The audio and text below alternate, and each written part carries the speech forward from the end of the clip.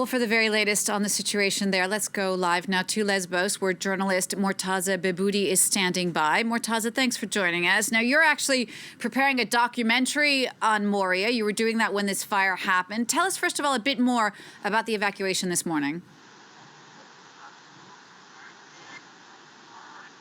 Yeah, thank you very much. Yes, this morning I was in the field.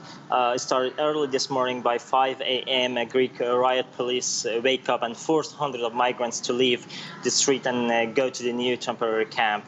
At the moment, Greek riot police, they are in the place. They have already sent more than 450 migrants to the new camp, which is built in the military zone of Lesbos. They queue right now for the registration and coronavirus test before entering the new camp, which takes many times right now. These vulnerable migrants are sleeping in the streets since nights and days. They don't have access to water and sometimes to food. A few days ago, they were protesting against the living conditions and the new camp, but the Greek riot police dropped the tear gas, and many children and women injured. You mentioned these protests. Are the refugees going willingly to these new camps? Greek authorities, along with the UN, have been building them since Saturday, but it seems many people just don't want to go for fear of being stuck again and facing more months of waiting. Yes, right now there are more than 1,500 in this new camp. The majority among this thousand of migrants don't want to go this new camp, because from the camp they were telling me that the Greek authority, they are playing with the future of the children, the women. They are waiting since in the overcrowded Moria camp, and right now to another camp. This new camp is a closed camp, as they cannot easily to go outside. And these thousands of migrants, women and children, are more desperate and demand to leave the island. Do we know any more about the investigation into the fire that devastated the camp last week?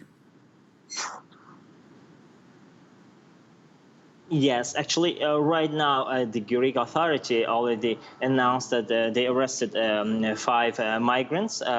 But right now, since March, we had 3 accidents of fire in Moria camp, which was because right now there's no European standard in this overcrowded camp, in the largest refugee camp in Europe.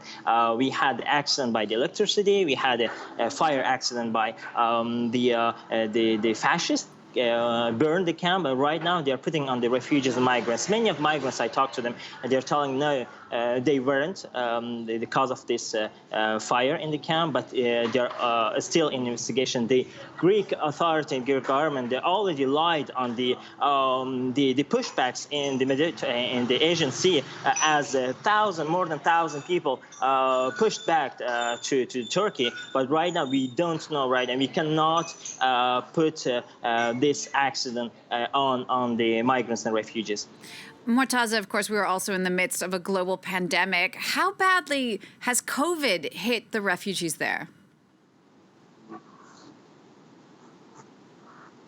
Yes, of course. Right now, this is the 9 days that they are still in the streets, living with the children and women without access to water and hygienic. The Doctor Without Borders, they are still there with a new small clinic. They are seeing the patients. Many children, the women, they need to see the doctor.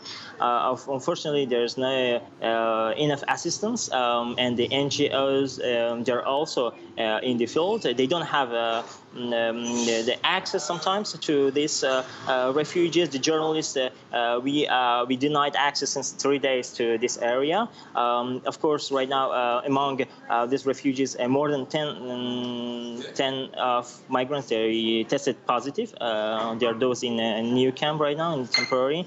But yes, of course, it's crucial right now to protect them against the coronavirus pandemic.